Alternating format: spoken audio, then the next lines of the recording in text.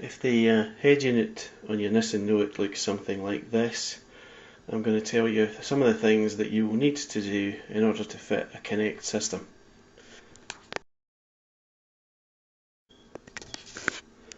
The head unit itself, this is the 6-disc in-dash CG changer, presents a few issues. First, I'll mention are these brackets. They are not the same as those fitted to later cars, which have a different hole alignment on the head unit. You possibly could adapt these by drilling holes, as I've attempted here, but that's not a neat solution because these holes are actually countersunk.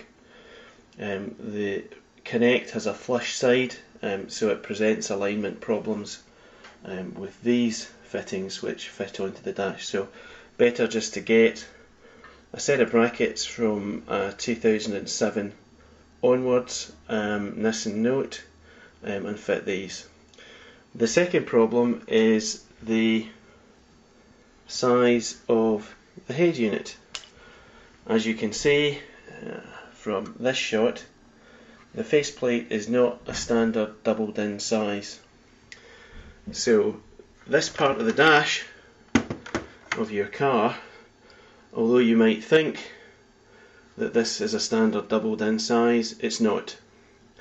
And if you attempt to fit, well, for example, an aftermarket stereo or a Connect system, you'll run into two issues. First is that the gap here is actually 5mm narrower than is required for the Connect, and the gap here is actually roughly about 8mm more than you need for a Connect or an aftermarket system. So you'll end up with an ugly gap at the top and the bottom, and in any event the unit won't fit in because the hole's not wide enough. So I'm afraid you have to get a new, completely new panel from a car that was built from around 2007 onwards.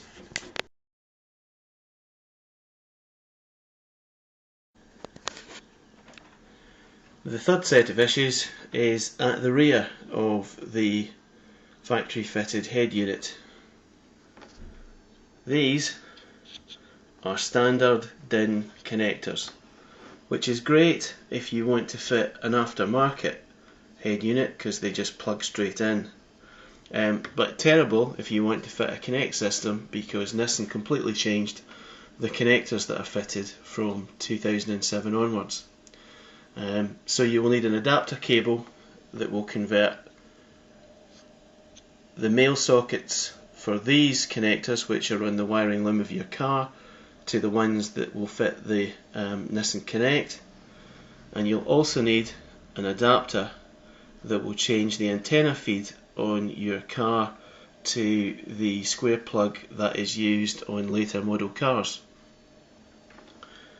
This socket here on this head unit is actually for the steering wheel controls, and if you fit a Connect system you will lose the functionality of those controls completely.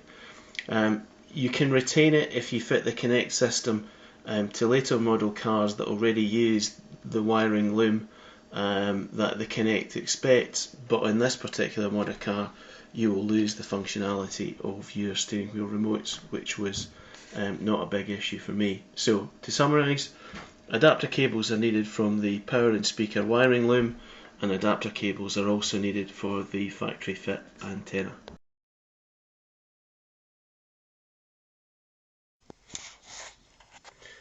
This is the Nissan Connect in the dash.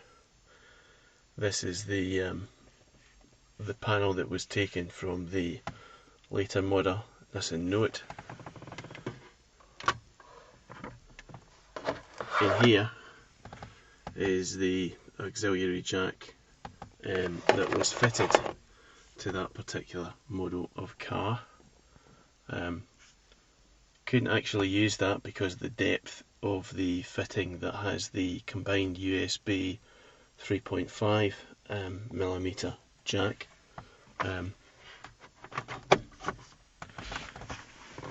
That's installed inside the glove box, there, don't know if you can see that, and it allows USB and iPod connection. Okay, this is my iPod connection. I've got a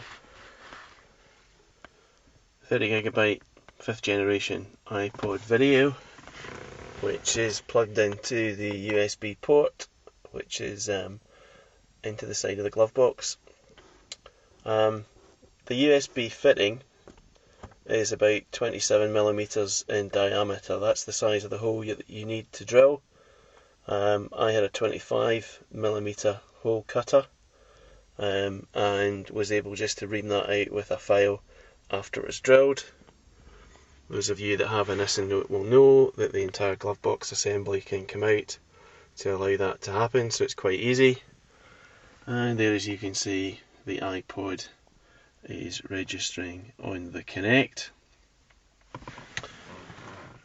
Only other thing to mention in terms of the install is that the GPS antenna is approximately around here, underneath this actual dash surround, and it seems to give reasonably good results.